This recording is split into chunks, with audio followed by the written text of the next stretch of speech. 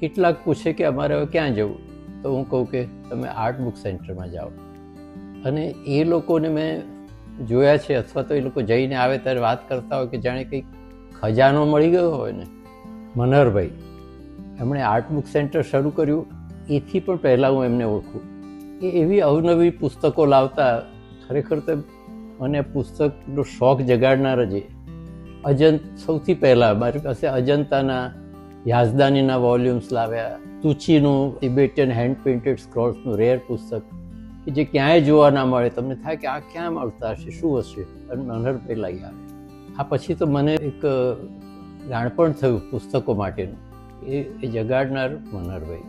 અમદાવાદ આધુનિકતાથી ધમધમતું અને વારસાથી ભરેલું શહેર, જ્યાં કળા શ્વાસ લે છે, ટેક્સટાઇલનો વારસો વણાયેલો છે અને સંસ્કૃતિ દરેક ખૂણે જીવંત છે.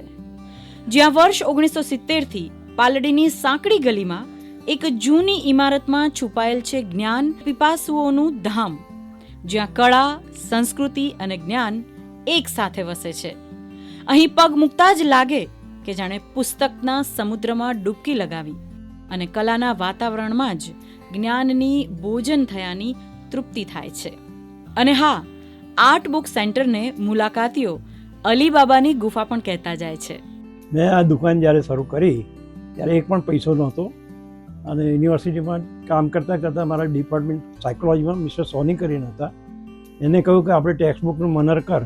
એટલે અમે ટેક્સ્ટ બુકો મંગાવીને ત્યારથી શરૂઆત કરી દીધી અને એ રીતે આગળ વધ્યા. ત્યારબાદ મને એમ થયું કે મારે આર્ટમાં જ જવું જોઈએ અને આર્ટના લગતા પુસ્તકો અને જે કંઈ એનું આગળ મટીરિયલ્સ હોય એ બધું ભેગું કરીને વેચાણ કરવું જોઈએ. આર્ટ બુક સેન્ટર એક મંદિર જેવું છે અને એમાં જૂનામાં જૂના 200-250 ગમે તે વર્ષની જૂના પુસ્તકો, આર્ટ ને લિટરેચર ઓન ઇન્ડિયા ઉપર રાખીએ છીએ.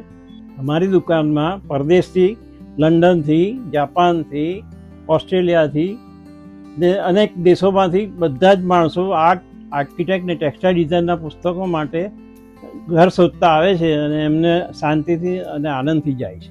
હું છેલ્લા 20 વર્ષથી બુક સેન્ટર સાથે જોડાયેલો છું. પહેલાં અમારો બુક સેન્ટર જ હતું, હવે અમે સોશિયલ મીડિયા પર પણ અવેલેબલ છીએ. અને એટલે હવે દુનિયાના કોઈ પણ છેડેથી કસ્ટમર અમને કોન્ટેક્ટ કરે તો અમે પુસ્તક એમને સપ્લાય કરી શકીએ છીએ. આર્ટ બુક શોપ છે તો આર્ટ ગેલેરી જે પણ જેવું લાગવું જોઈએ કે ભાઈ કંઈક બીજા બુક શોપ કરતાં કંઈક જુદું.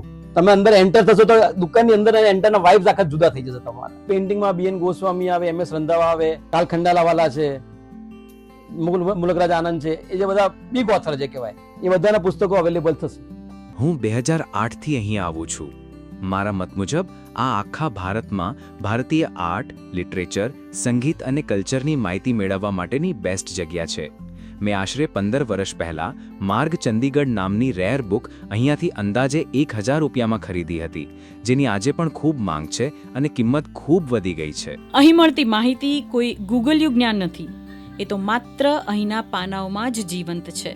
અને અહીં આવીને એવું લાગે કે જાણે આપણે કોઈક બુક સેન્ટરમાં નથી પણ કળાના જીવંત સાહિત્યમાં પ્રવેશી ગયા છીએ. ઘણા કસ્ટમરો અમને સલાહ પણ આપીને જાય છે કે ભાઈ આ દુકાનને જેમ છે એ પ્રમાણે જ રાખજો, એને મોડર્નાઇઝેશન ના કરતા, જે ટ્રેડિશનલ લુકમાં છે એ લુકમાં જ રાખજો, કે અમને જે અહીંયા આવીને ચોપડી ખરીદવાનો આનંદ આવે છે ને એ જુદી જાતનો છે. GPS નહીં, પરંતુ કલાના હૃદયમાં ધબકતું આ બુક સેન્ટર માત્ર પુસ્તક જ નહીં પરંતુ સંસ્કૃતિનો વારસો સાચવીને બેઠું છે.